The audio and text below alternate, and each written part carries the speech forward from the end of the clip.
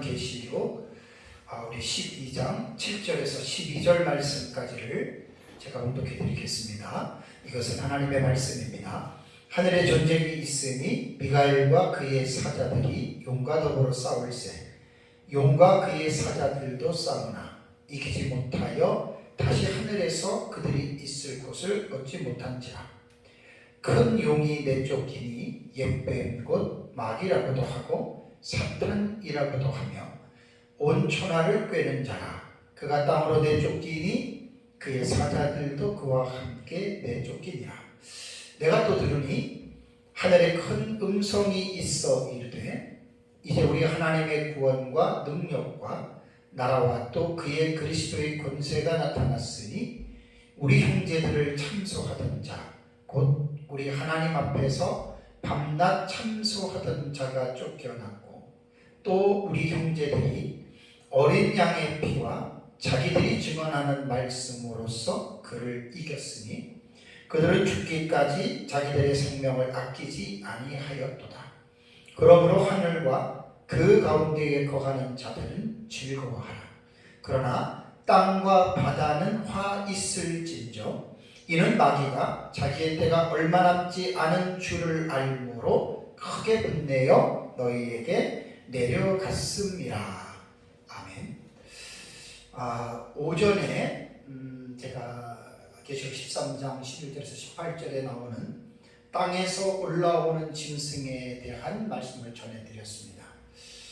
지금 한 3주 정도 한일회가 시작이 되면 한일회가 시작이 될 때가 그 전 3년 만에 시작이거든요. 그때 어떠한 사실들이 어떠한 사건들이 일어날까, 거기에 대해서 약 10가지의 사건이 이제 이루어진다라고 여러분들에게 제가 한 2, 3주 정도, 이렇게 3주 정도 말씀을 드렸습니다. 오전에 말씀드린 대로 10가지라고 하는 어떤 숫자보다도 그 한일회가 시작이 될 때 이제 예수님 재림이 얼마 안 남았잖아요. 한일회는 7년인데. 그러면 이제 그때쯤 되면 하나님도 이제 구속사에 대한 어떤 이 부분들을 정리를 하시잖아요.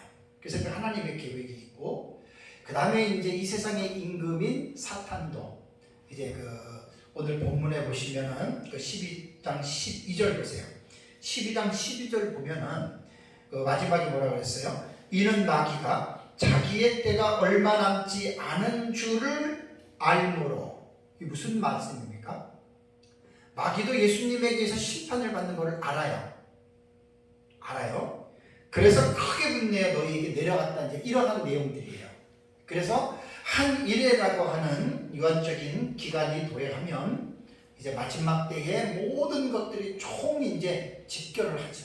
그래서 하나님도 이제 생명책에 기록된 택한 자들의 구원을 이제 정리하고 또 대환란에 대비해서 또 하나님의 택한 자들이 환란 가운데에서 예비할 수 있는 예비처도 하나님 준비해 놓으셨고, 또 거기에 비해서 이제 악한 세력 쪽에서는 사탄도 최후의 발악으로 이제 자기의 수하에 있는 적그리스도와 거짓 선지자와 음녀의 무리를 통해서 마지막 최후의 발악을 하는 거예요. 이제 거기에 따라서 하나님이 이제 단계적으로 심판을 하시다가 예수님 재림 이후에 이 세상은 불로서 심판하고 이 세상이 멸망한다라고 하는 거, 이게 이제 요한계시록의 하이라이트예요. 그러고 나서 이제 우리 역사적 전천년은 예수님 재림 이후에 계시록 20장의 천년 왕국은 이 땅에서 이제 이루어지는 이제 그리스도의 하나님과 그리스도의 나라다라고 우리는 천년 왕국을 이제 이 세상에서 이루어지는 것으로 보는 게 역사적 전천년이고, 무천년은 이제 그와 달리 천년 왕국은 신약 시대 전체가 상징적인 기간이다라고 이렇게 보는 것이 신학적 입장의 차이라고 할 수가 있겠습니다. 그래서 제가 한 일회가 시작이 되면 10가지의 사건이 동시다발적으로 이루어지는데 이것을 이렇게 생각하는 게 가장 좋습니다. 트랙에서 이제 달리기를 앞두고 10레인이 있어요. 10레인이 1, 2, 3, 4, 5, 6, 7, 8, 90. 그 레인에 주자들이 서서 스타트의 총성을 듣고 출발을 하잖아요. 그렇게 한일회가 그렇게 이제 10가지 계시록에서는 사건이지만 그것을 이제 이렇게 정리하면 이제 중복되는 사건이 있어요. 그죠? 중복되는 사건도 있고, 그 다음에 이제 그것이 어떤 하나의 어떤 같은 무리, 군에 속해 있는 그런 내용들까지 하면 10가지라고 하는 이 사실에 집착할 필요는 없습니다. 그래서 좀 전에 그런 부분에 대해서 말씀을 좀 드렸습니다. 자, 이제 이번 시간부터는 한 일회가 시작이 되면서 동시다발적으로 시작이 됐는데, 이제 한 일회를 반으로 나누면 그 정3년반 기간 동안에 다른 사건이 일어나지요. 그러면 몇 가지의 사건이 일어나느냐? 그래서 이제 제가 정리한 바로는 제 책에 이제 전3년 반에는 약 5가지 정도의 사건이 일어납니다. 그래서 이제 여기 도표를 보시면 이 도표에 나와 있는 거예요. 도표를 보면. 그래서 요 5가지 사건은 미가엘과 용의 전쟁, 오늘 읽은 12장 7절에서 12절 요게요. 전쟁이 일어나서 지금 용의 무리가, 사탄의 무리가 쫓겨 내려오죠. 그죠? 이게 이제 한 가지 사건이고, 다음에 이제 새 화의 예고가 공중에 날아가는 독수리가 일어났잖아요. 그죠? 요 독수리가 우아이, 우아이, 우아이, 화가 있으리로다라고 8장 13절에 독수리가 선포합니다. 그래서 요 화를 하나, 둘, 셋째 화라고 이야기를 하고, 요 셋째 화는 앞으로 불려질 새 나팔이니까 5번째 나팔, 6번째 나팔, 7번째 나팔이 화의 성격을 가지고 있는 나팔이라 그 말이에요. 그래서 이제 5번째 나팔을 첫째 화, 6번째 나팔을 둘째 화, 7번째 나팔을 셋째 화라고 이제 이렇게 부르는 겁니다. 그래서 전3년 반에서 일어나는 이제 이거는 한 일회가 동시다발적으로 10가지 사건이 일어났다면, 요것이 1260일 3년 6개월 동안에 순서적으로 나타나는 게 첫 번째는 미가엘과 용의 전쟁이고, 그 다음에 이제 공중에 날아가는 독수리가 화가 있다라고 이제 선포하고 난 다음에, 그 다음에 이제 살펴볼 내용이 첫째와 5째 나팔 황충화입니다. 그래서 이제 황충화가 이제 일어나고, 그 다음에 이제 황충화가 일어날 즈음에 위로 쭉 올라가면 5째 인이 나오죠. 5째 인. 요 5째 인이 천상재단 아래서 환란전 순교자들이 탄원하는 내용이 나와요. 그래서 요거는 황충화가 이루어지기 전이나 시작될 때 이제 5째 인의 사건이 일어난다라고 이렇게 봤고, 이제 마지막 5번째는 뭐냐면 두 증인이 1260일 동안 사역을 하고, 두 증인이 1260일 끝난 다음에 다 순교하죠. 그죠? 이들이 순교하는 사건. 그래서 두 증인이 1260을 마치고 죽는다. 요것까지가 전3년 반에 일어나는 5가지의 사건입니다.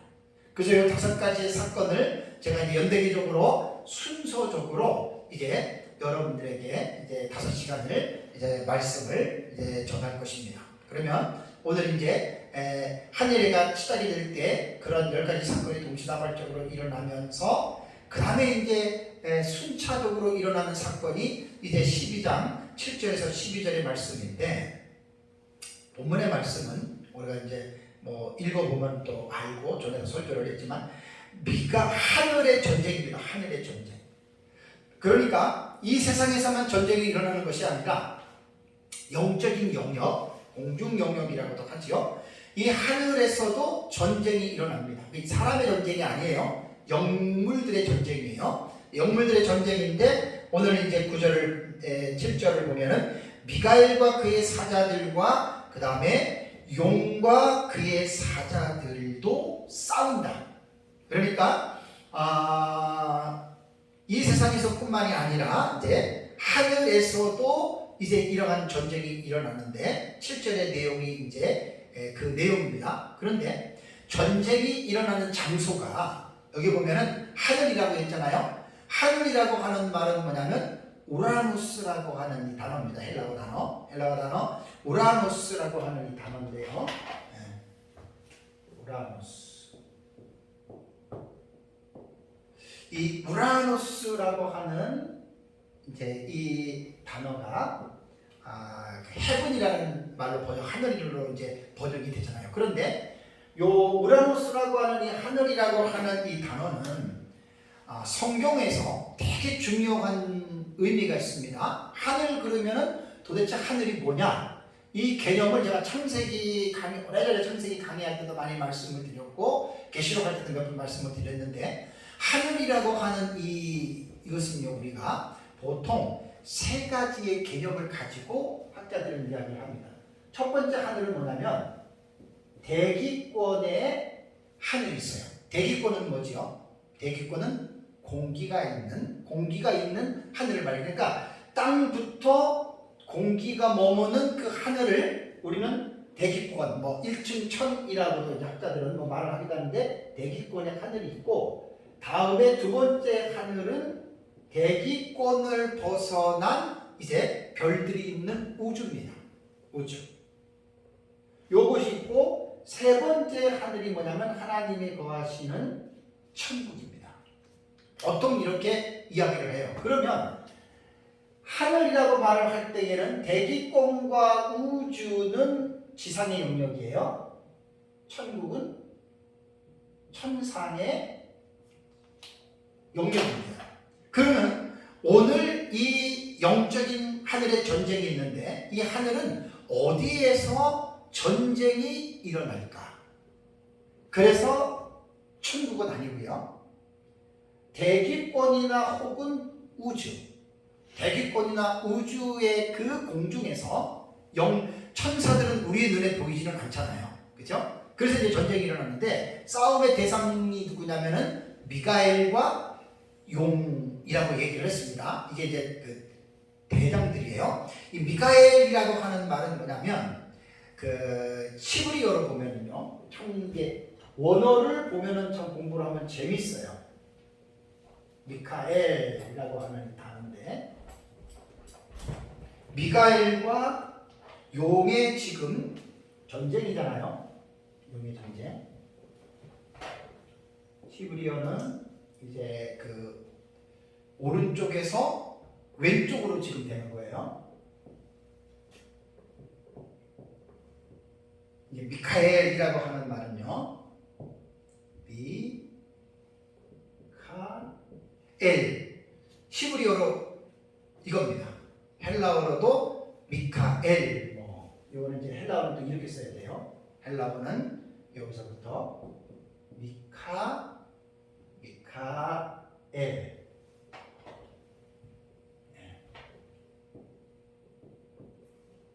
미카엘 이렇게 됩니다. 근데 히브리어에 이 미라고 하는 요 접두어가요, 누구라고 하는 뜻입니다. 누구, 후. 미카엘 할 때 후라는 말과 그 다음에 전치사 요 카, 그 다음에 엘은 하나님이에요. 하나님.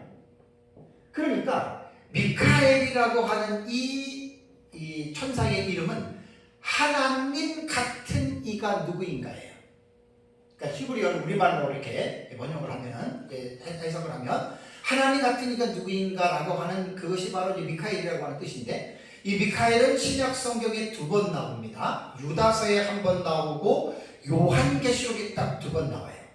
그러니까 이 미카엘은요, 가브리엘과 마찬가지로 하늘에 있는 영적인 존재로서 천사장이에요. 가브리엘과 아주 이게 비교할 만한 아주 이제 이러한 그 천사장들인데, 이 바사군에서 이제 가장 높은 군주로서 다니엘서 10장 13절과 20절에 보면은 이제 가브리엘 천사가 나오거든요. 그러니까 다니엘서 12장 1절에 미카엘은 이스라엘의 백성들을 호위하는 큰 군주로서 최후의 큰 전투에 하늘의 군대를 이끌고 와서 모든 초자연적인 세력들을 이제 대항하는 존재로서 이제 미카엘의 이름을 이제 다니엘서 12장에는 이제 사용하고 있습니다. 그 다음에 그 밑에 이제 미카엘과 그의 사자라고 말했잖아요. 그죠? 사자라고 말을 할 때에는 이제 안겔로스. 이제 안겔로스라고 하는 이 단어가 이게 바로 천사라고도 번역이 되고 혹은 사자라고도 이렇게 번역이 되는 단어입니다. 그러니까 여기에서 사자라고 하는 이 안겔로스는 뭐냐면 미카엘 밑에 있는 부하들로 보면 됩니다. 그래서 공중에서 미카엘이라고 하는 천사장과 그 천사장 수하에 있는 그 부하들하고, 다음에 두 번째는 뭐라 그랬어요? 용이라고 그랬죠. 용, 드라콘입니다. 이 드라콘이라고 하는 이 단어는 괴상한 모습을 하고 있고 혹은 마력을 지니고 있는 짐승을 드라콘이라고 하거든요. 그러니까 뭐 뱀이라고도 하고 뭐 거인 혹은 물뱀이나 독사를 묘사할 때 이 드라콘이라고 하는 이 단어를 써요. 그런데 신약 성경에 이 드라콘이라고 하는 말은 오직 요한계시록에서만 딱 발견이 되면서 이 드라콘은 사탄과의 동의어로 사용이 됩니다. 그러고 나서 이제 여기도 뭐라고 했습니까? 용도 그의 사자들이라고 그랬죠. 그렇죠? 그러니까 사탄도 그의 사자들이 있는데 사탄의 부하는 누구냐? 그게 귀신들입니다. 귀신들이 아주 셀 수 없도록 엄청나게 많죠. 그렇다면 왜 이 하늘에서 영적인 전쟁이 일어나느냐? 이 영적인 전쟁이 일어난 이유와 목적이 있습니다. 이제 본문에서 우리가 읽어봐서 알지만 하늘에서 벌어지는 이 전쟁은 미카엘 천사를 주축으로 이제 붉은 용을 추출하는 거예요. 그러니까 하늘에서 지금 본거지가, 이 사탄도 본거지가 있어요. 하늘에 그 공중 영역에, 거기서 완전히 하나님이 미카엘을 통해서 지금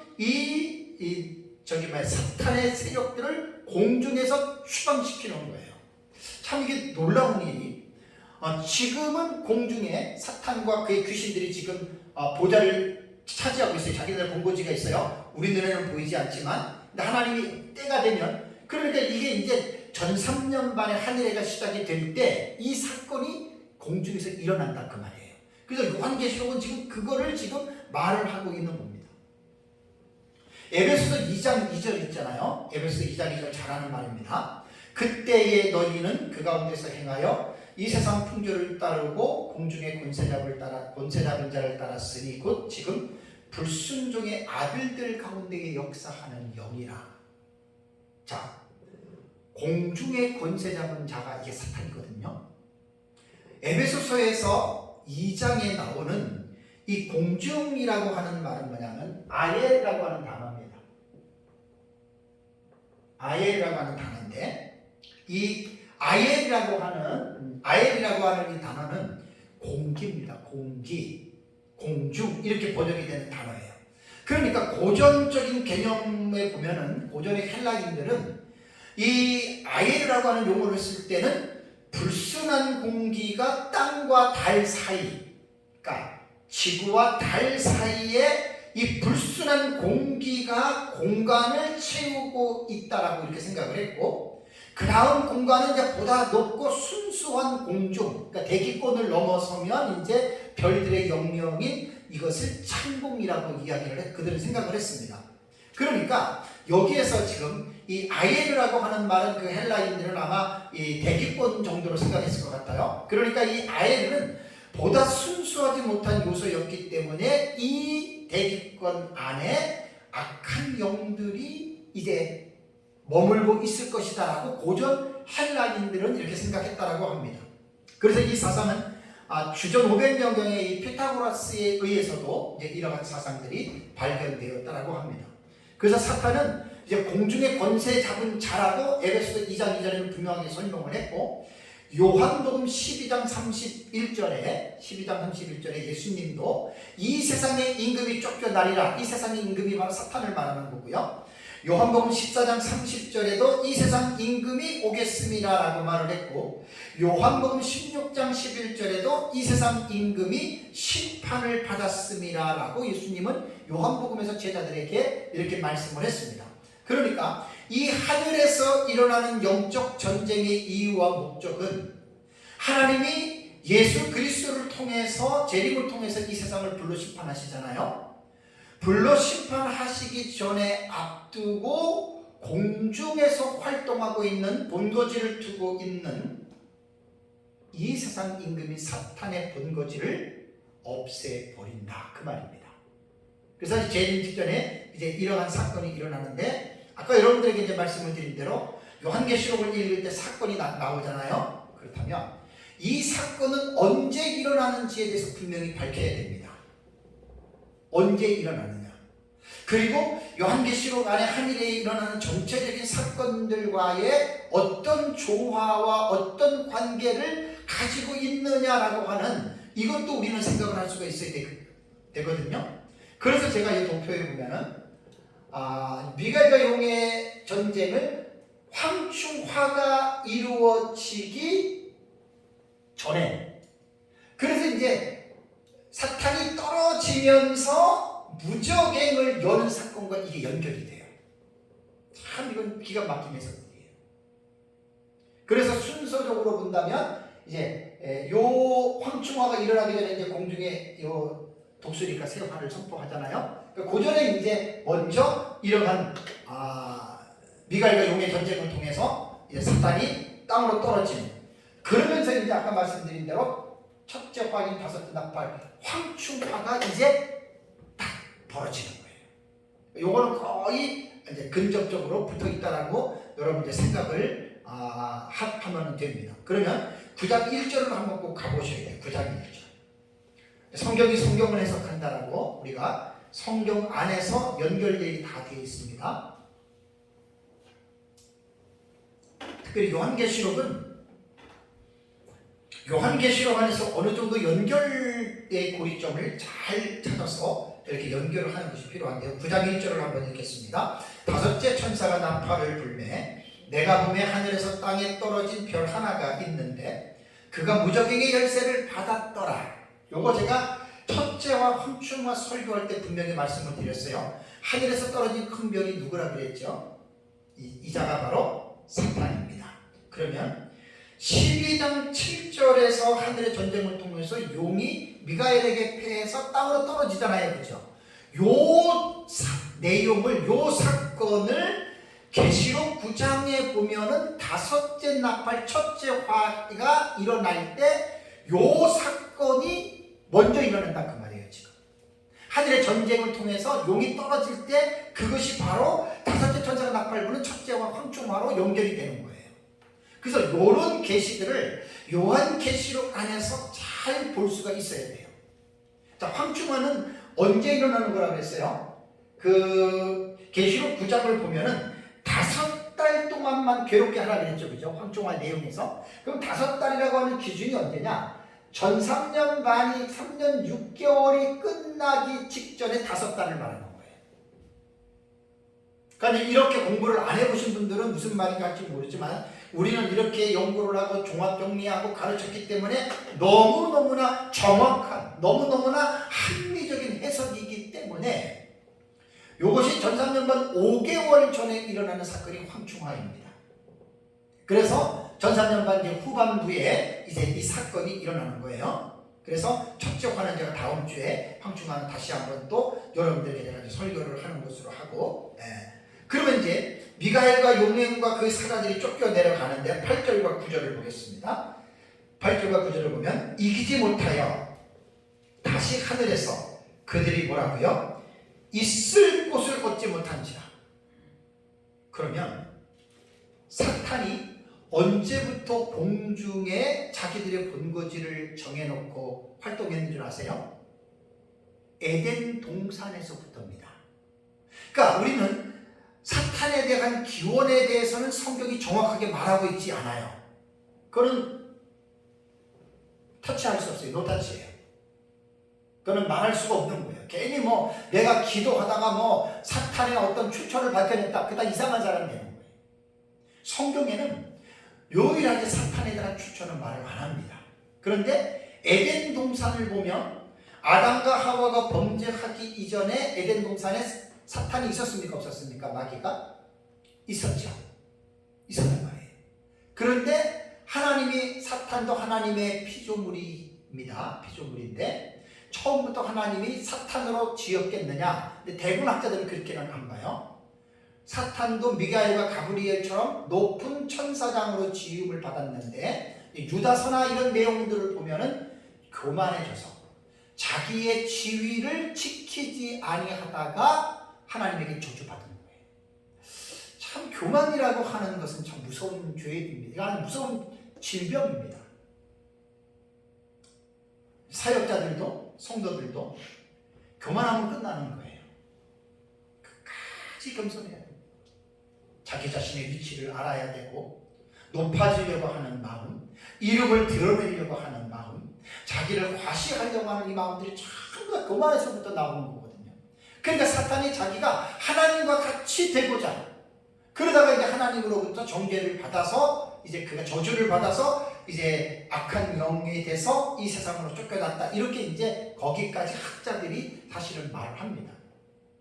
그 이상의 것까지 우리가 추천을 받기려고 하면은 상당히 그게 이제 위험한 해석이 될 수가 있습니다. 그래서 이제 12장 8절을 보면 결국 용과 그의 사자들이 미가엘과 그의 사자들에게 이기지 못하고 이 세상으로 쫓겨난 거예요. 더 이상 하늘에 있을 것을 얻지 못해서 그들은 이 사건이 일어난 이후부터 공중으로 들어갈 수가 없습니다. 그래서 이제 그 하늘에 떨어지는 것이 아까 9장 1절에 첫째와 황충하에 큰 별이 떨어지는 것이 바로 이 상황을 다르게 이제 묘사하면서 첫째화와 이제 인벌브를 시켰다라고 하는 이 사실을 꼭 여러분들이 이제 기억을 해야 됩니다. 자, 그러면서 이제 이 큰 용에 대한 몇 가지의 이름을 설명하고 있죠. 9절을 보니까 큰 용이 내쫓기니 큰 용을 뭐라고 불러요? 옛뱀, 그 다음에 두 번째는 곧 마귀라고도 하고 그 다음에 사탄이라고도 하고 그 다음에 온 천하를 꿰는 자라. 그러니까 큰 용, 옛뱀, 마귀, 사탄, 온 천하를 꿰는 자, 다섯 가지의 존재가 아니고 한 가지의 존재인데 이 악한 영의 우두머리를 다섯 가지로 지금 부른다 그 말입니다. 그래서 이제 용의 여러 가지 이름은 이제 옛뱀, 마귀, 사탄으로 이렇게 이제 불려지는데 여기 용이라고 하는 말은 아까 드라콘이라고 그랬잖아요. 이게 이제 씨 몬스터라고 바다 괴물을 말을 합니다.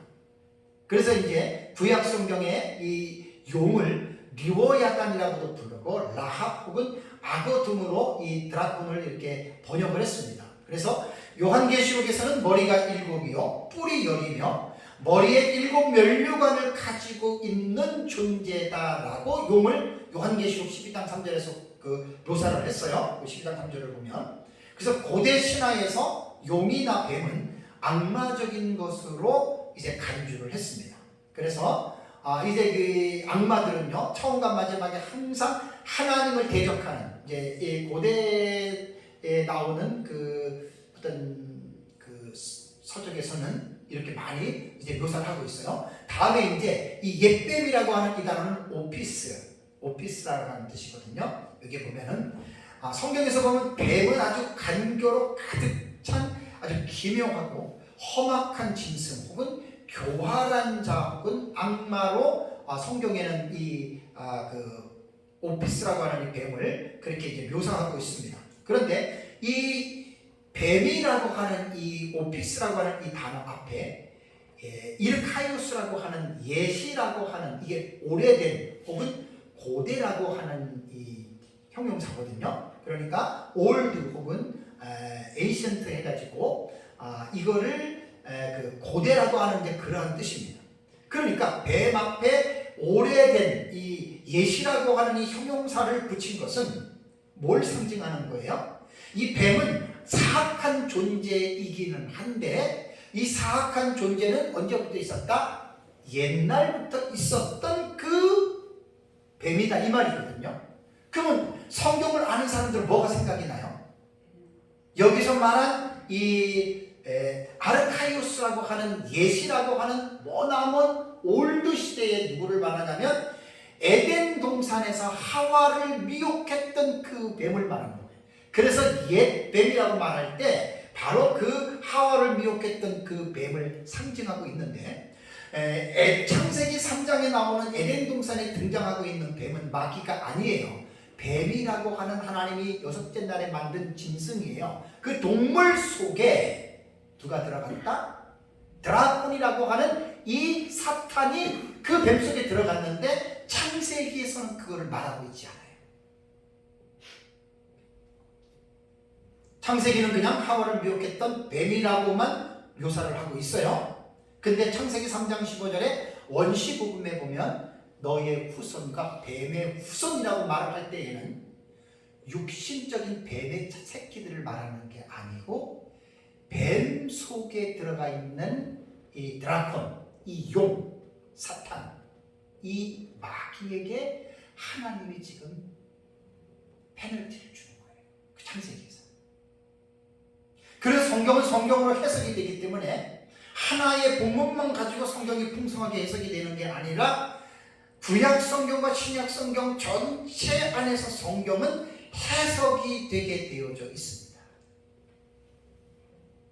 그래서 이 요한계시록 12장에 나타난 지금 9절에서 옛뱀이라고 하는 이 형용사를 통해서 볼 때 창세기 3장에 나타난 하와를 미혹했던 그 뱀 속에 들어가 있던 그 사탄이라고 이제 이렇게 우리는 분명하게 알 수가 있는 거죠.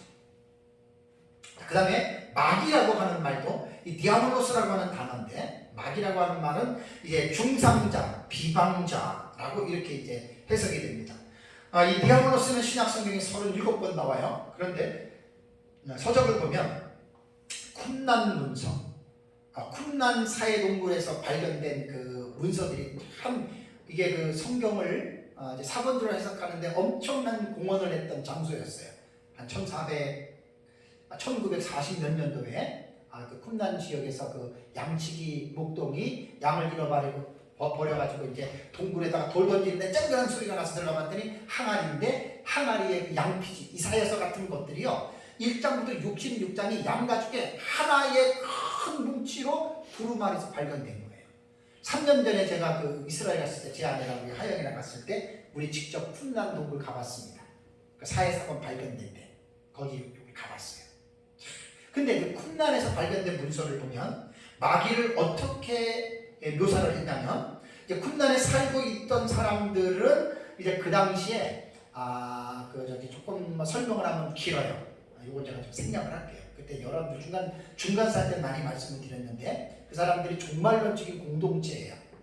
그래서 이제 그 예루살렘을 등지고 무명의 어떤 유명한 제사장 하나를 데리고 그들이 이제 사해 쪽에 쿰난이라고 하는 동굴 속에서 많을 때는 한 3,4천 명까지 모여가지고 그들이 인류의 종말을 기다리는 종말론 공동체였거든요. 그러다가 이제 추후 예루살렘 멸망을 전후로 해서 이제 그 사해 그 공동체는 이제 사라졌는데 그 쿰난 문서에 보면은 마귀는 자기에 대해서 뭐라고 이제 쿰난 공동체에서 가르쳤냐면 마귀는 자기에 대해서 뭐라고 말하냐면 세상의 주라고 사칭한다 이렇게 쿰난 공동체는 가르쳤어요. 그러니까 이제 쉽게 말하면 쿰난 공동체에서 성도들에게 가르칠 때 마귀가 어떤 존재냐, 마귀는 자기 스스로가 세상의 주라고 가르친다. 우리의 주는 하나님이잖아요, 그죠? 이렇게 쿰난 문서에 기록이 되어 있다고 그래요. 그래서 마귀는 적절하게도 이제 이 세상의 지배자로 불리우고요. 성경을 보면은 이 디아블로스라고 하는 이 마귀는 요한복음 8장 44절에는 예수님이 살인자라고 말했습니다. 그 다음에 요한일서 3장 8절에는 거짓말장이다. 그리고 성경 곳곳에는 이 마귀는 인간에게 여러 가지 악을 행하는 존재라고 이렇게 성경은 말하고 있습니다. 그리고 또한 복음서에 보면은 질병의 배후에 반드시 이 마귀와 귀신들이 있다라고 누가복음, 사도행전, 고린도후서 보면은 신약 성경에는 요 마귀에 대해서 이제 질병의 배후에도 있다고 하는 것이 나오고요. 그 다음에 이 디아블로스는 이교의 신앙과 마술의 배후에도 이 디아블로스가 있고 또 그의 이 디아블로스의 궁극적인 무기가 뭐냐? 히브리서 2장 14절에는 사람을 죽이는 사망입니다. 그래서 디모데전서 3장 11절과 디모데전서 3장 3절에는 이 디아블로스는 비방자로 이렇게 묘사하고 있습니다. 다음에 네 번째, 이 사탄이라고 하는 말은요, 사타나스라고 하는 게 나오는데요, 이 대적자입니다. 악한 상대라고 이렇게 번역이 되고 대항하는 자라고 이렇게 이 사탄은 해석을 합니다. 그래서 제가 아까 말씀드린 대로 천사장으로 창조를 받았는데 하나님과 필적하고자 거의 월등하게 이렇게 되려고 하는 이 교만 때문에 하나님으로 말미암아 정죄되어서 이 세상으로 쫓겨났다. 그래서 이제 그것을 사탄이라고 이제 부른다라고 하는 말입니다. 그러니까 오늘 12장 8절에서 이 용, 옅뱀, 마귀, 사탄이라고 하는 이 존재는 네 가지 명칭으로 부르는데 명칭만 다를 뿐이지 한 존재라고 하는 것 잘 기억해야 됩니다. 자, 그럼 사탄의 정체는 뭐냐? 오늘 9절에 보니까 뭐라고 그랬습니까? 온 천하를 꿰는 자라 그랬죠. 그죠? 여기 꿰인다라고 하는 말이 플라나오라고 하는 단어라 그랬어요. 이 플라나오라고 하는 단어는 길을 잃게 만드는 거예요. 미혹시키는 거예요. 그 다음에 정로로 가지 못하고 빗나가게 만들고 혹은 방황하다라고 하는 뜻으로 플라나오가 해석이 됐습니다. 그런데 사탄의 정체는 뭐냐? 인간 속에 들어와서 인간에게 이 빗나가는 삶을 살게 만들어요. 세상에서 만족하지 못하고 방황하는 삶을 살게 만들어요. 그리고 잘못된 길을 걸어가도록 사람들을 미혹하게 만들어요. 여러분, 예수님이 그 요한복음에 보면은 유다가 예수님을 팔 때 그 전에 어떤 사건이 일어나요? 마귀가 유다에게 어떻게 해요? 예수를 팔 생각을 어떻게 해요? 집어넣었더라 그랬지. 어디다가? 유다의 마음속에. 지금 우리가 신앙생활 하면서 구원받은 사람들이요, 영혼까지는 마귀가 침투를 절대 못합니다. 영혼은 못 들어옵니다. 그러나 인간의 마음 안에는 사탄이 얼마나 장난을 치는지 몰라요. 그 중에 대표적인 게 하나가 유다를 통해서 우리가 본받을 수 있는 게 뭐냐면 생각을 우리에게 집어넣어요. 우리 마음에 5만 가지 생각이 들어있다 그랬죠?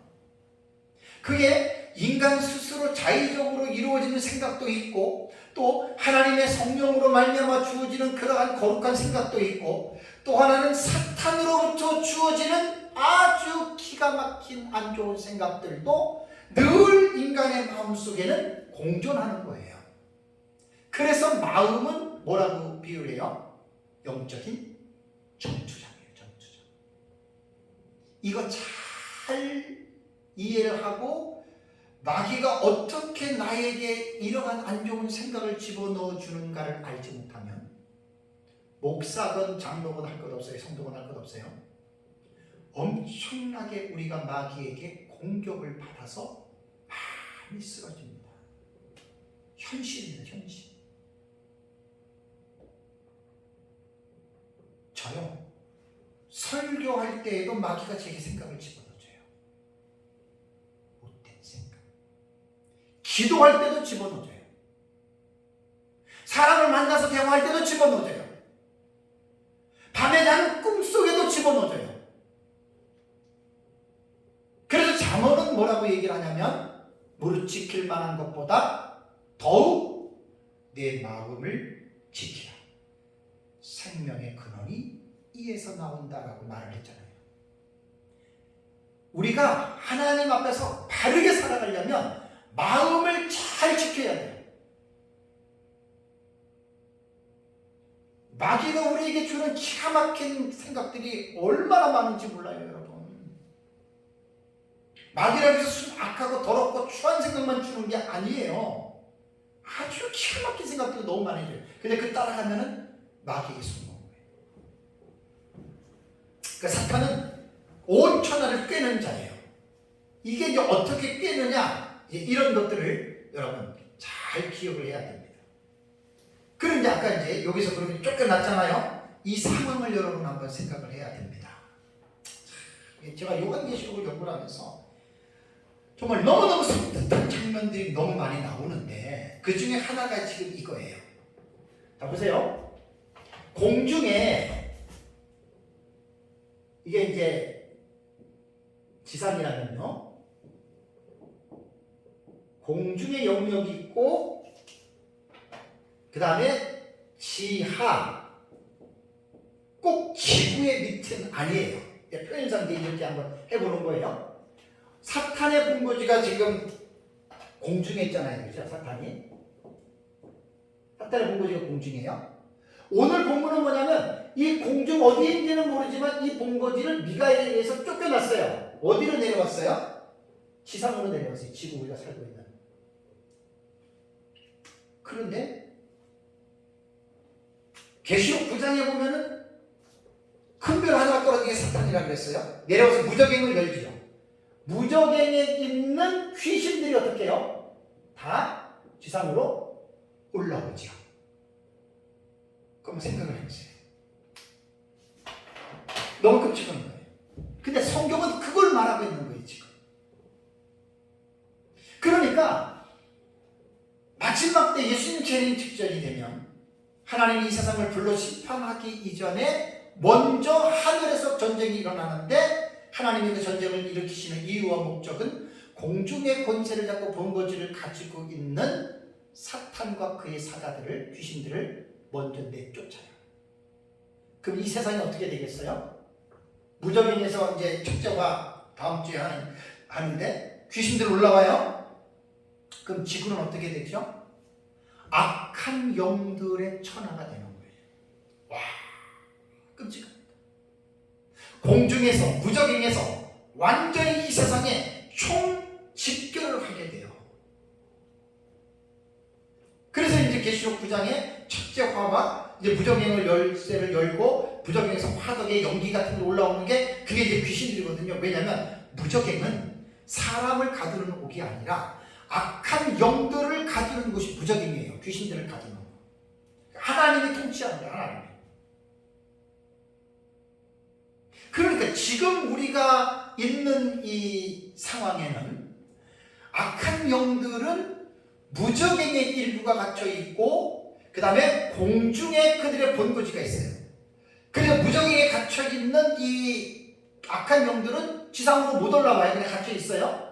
근데 공중에 본거지를 두고 있는 이 귀신들은 어떻게 해요? 지상으로 오르락내리락 하는 거예요.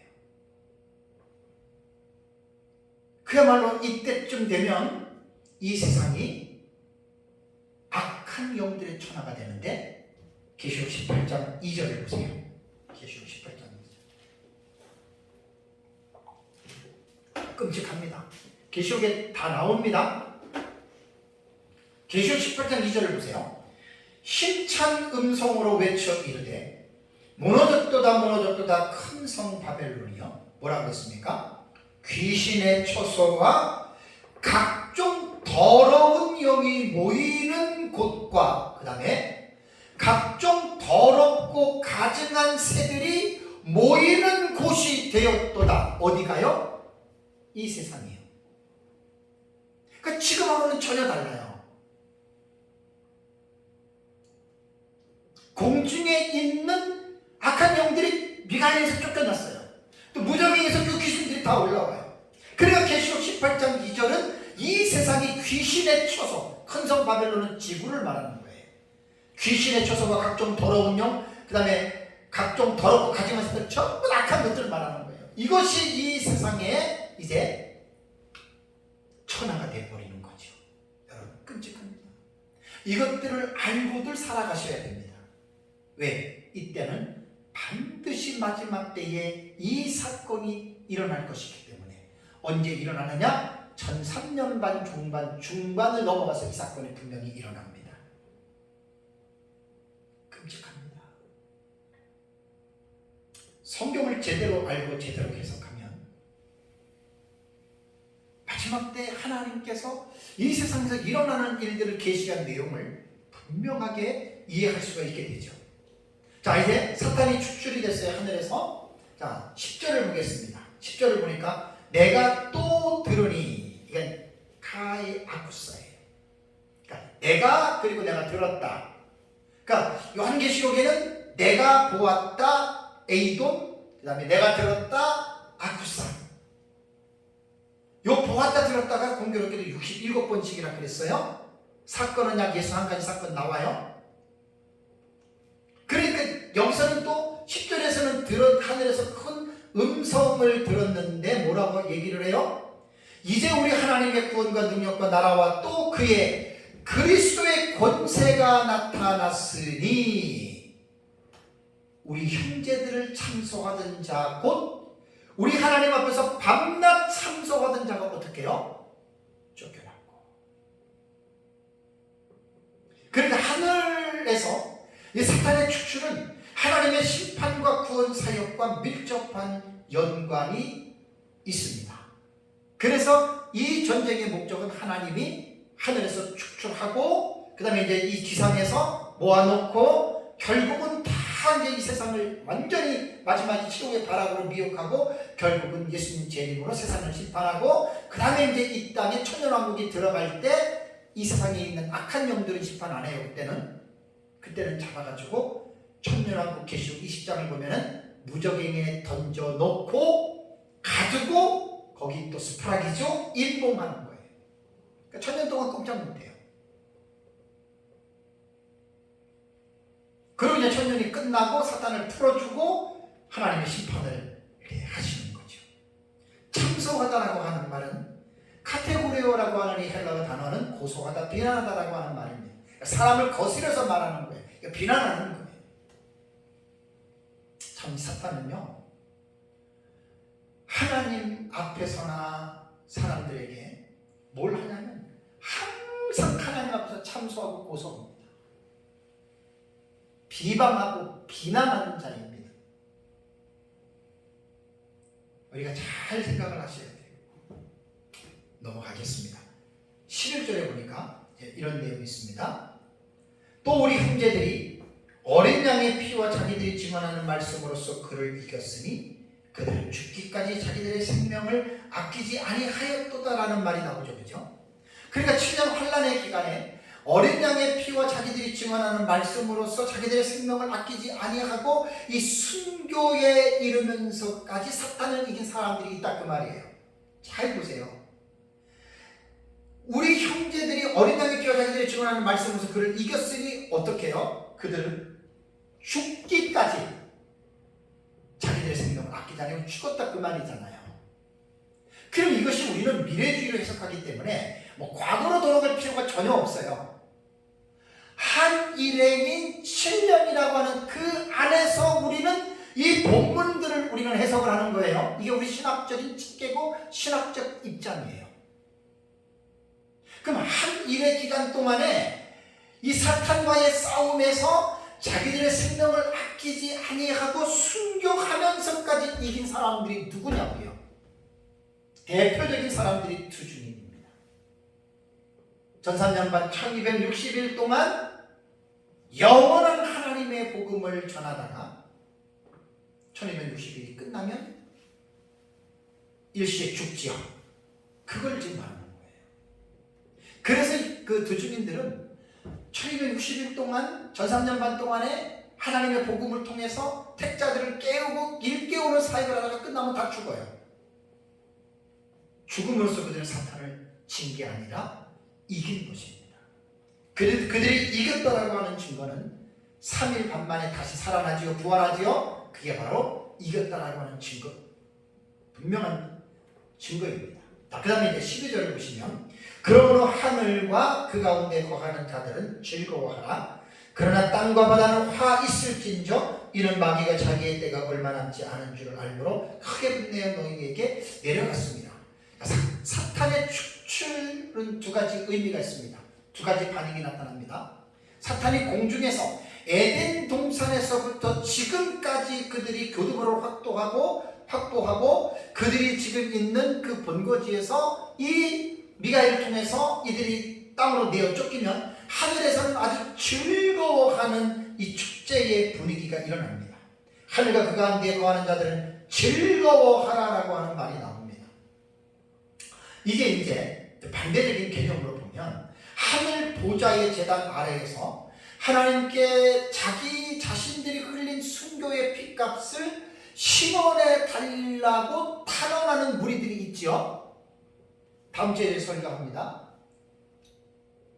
요 5개 의미잖아요. 그죠? 천상재단 아래에서 환란전 순교자들이에요. 하늘해가 시작되기 이전에 아벨부터 시작해서 하나님의 말씀과 예수 그리스도의 증거 때문에 죽음을 당했던 순교자들. 그들의 영혼이 요한계시록을 보면 하나님의 성전 제단 아래에 그들의 영혼들이 모여 있어요. 그러니까 순교자들은 일반 예수 믿고 죽은 성도들하고 차원이 달라요. 왜? 성경이 그렇게 말을 하고 있어요. 다섯째 인을 뗄 때에는 자기들의 피값을 하나님 언제까지 갚아주지 않겠습니까? 이렇게 얘기를 했는데, 공중에서 이 사탄의 세력들이 쫓겨남으로 말미암아 하늘의 그 가운데 있는 자들은 즐거워하라, 지금 그 말입니다. 이런 것들이 요한계시록 안에 아주 깊은 의미가 담겨져 있어요. 왜 그런 줄 아세요? 이제 이 미가엘과 용의 전쟁에 보면 전사전반 얼마 안 남았잖아요, 그렇죠? 전사전반 끝나면 후사전반 딱 남았어요. 요거 끝나면 예수님 재림해요. 예수님 재림하면 세상 심판하고 천년 왕국이 도래해요. 그러니까 이제 뭐냐? 얼마 남지 않았다는 거예요. 하나님의 심판도 가까워왔고 에덴 동산에 회복하는 천년 왕국도 이제 가까웠다는 거예요. 그래서 즐거워하라, 그 말입니다. 다음에 두 번째로, 하늘은 지금 즐거워하라고 했고 땅은 뭐라고 했습니까? 12절에 땅과 바다는 뭐가 있을지언정? 화 있을지언정. 화 있을진저. 그랬습니다. 세상은 이제 하늘에서 쫓겨나는 사탄과 귀신들에 의해서, 아까 말했잖아요, 사탄 천하가 되잖아요. 그럼 이 세상은 화가 되는 거예요.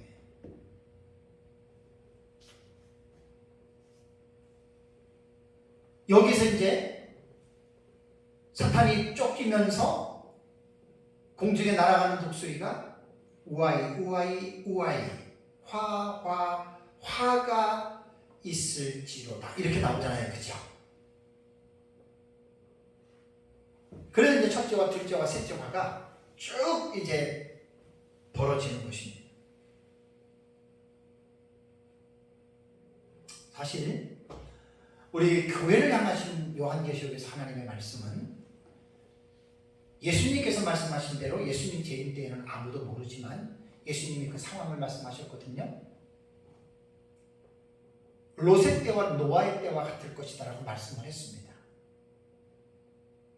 불신자들을 향해서 말한 것이 아니라 세상이 그렇게 타락으로 치닫는데 하나님의 자녀들, 구원받은 하나님의 사람들이 어떻게 살아가느냐에 대한 그 삶의 모습을 예수님이 말씀한 거거든요. 구원받은 사람들은 늘 깨어 있어야죠. 늘 말씀과 성령으로 충만한 삶을 살아야죠. 근데 예수님 재림 때가 되면 그렇지 않다는 거죠. 그래서 이제 계시록 2장과 3장에 나타난 7교회를 여러분 잘 우리가 살펴보잖아요. 그러면 7교회는 사도 요한 당시에 소아시아도에 있었던 실존하는 7교회지만 그 모습은 현재와 미래에 있는 모든 교회들 안에 가지고 있는 장점과 단점들이 그 안에 다 들어있어요. 에베소 교회 같은 경우는 구원은 받았지만 첫사랑을 잊어버렸죠. 그래서 에베소 교회에 나타나신 예수님은 그들을 회개하라고 이기라고 권면했고, 서문화 교회는 책망을 받은 것은 없지만 적인 교회였지만 어렵게 힘들게 말씀 때문에 그들이 살았지만 앞으로 또 너희들에게 10일 동안의 큰 환란이 있을 것이다. 그것을 이겨야 된다. 그래야 너희들은 둘째 사망의 해를 받지 않을 것이다 라고 서문학교에 말씀을 하셨습니다. 이것이 다 신약의 모든 시대, 특히 마지막 때 교회에 이러한 현상들이 다시 일어난다는 걸 기억해야 됩니다. 버가모 교회는 발람의 교훈과 니골라당의 교훈을 지켰던 성도들이 마음을 찢으면서 회개를 해야 됩니다. 회개를. 진리를 벗어나서 잘못된 진리를 따르면서 은행과 우상의 재물을 먹는 죄를 범했던 이 버가모 교회에 회개하고 올바르게 서라. 마지막 때 교회들을 향하신 하나님이 우리에게 말씀하시는 음성입니다. 두아디라 교회 같은 경우는 너무나 좋은 교회였는데 이세벨과 같은 악한 종을 교회가 용납을 해서 우상 숭배를 하고 하나님에게 엄청난 이제 책망을 받았던 교회가 두아디라 교회고, 사대 교회는 살아있다는 이름은 가졌지만 실상은 죽은 교회였다. 그래서 회개하라고 이제 이렇게 교훈을 했고, 빌라델피아 교회도 적은 능력을 가지고 있었으면서도 하나님의 말씀과 예수 그리스도의 이름을 배반하지 아니한 자들에게 끝까지 너희들이 그 믿음을 지키고 살아가라고 권면했고, 라오디게아 교회는 차지도 돕지도 아니한 성도들에게 책망을 하고 열심을 촉구했던 그러한 교회였죠. 이것이 시대마다 교회의 종들이 성도들을 향해서 이런 메시지를 지금 외쳐야 되는 거예요. 어느 시대든지. 서머나 교회와 빌라델피아 교회처럼 책망이 없는, 그러면서 어렵고 힘들더라도 끝까지 하나님의 진리를 붙잡고 믿음으로 승리하는 삶을 살아가고 이기는 자가 되도록 어느 시대든지 간에 교회의 종들은 그러한 설교를 해야 됩니다. 성도들. 다음 주에 제가 첫째 화에 대해서 여러분들에게 말씀을 드리겠는데, 황중화는요 지상의 초대 교회에 있어서 7년 환란기의 가장 중요한 사건입니다. 황충화를 어떻게 우리가 해석을 하고 어떻게 적용하느냐에 따라서 대환란에 빠지느냐, 대환란에서 우리가 보호를 받느냐, 그것이 여러분 결정이 되는 거예요. 오늘 말씀을 잘 기억하고 이제 하늘의 전쟁이 일어나는 거 참 특이하잖아요, 그렇죠? 이것을 잘 기억하고 남은 삶을 주님의 재림을 사모하면서 믿음으로 승리하는 삶을 살아가시기를 주님의 이름으로 축복합니다. 기도하겠습니다.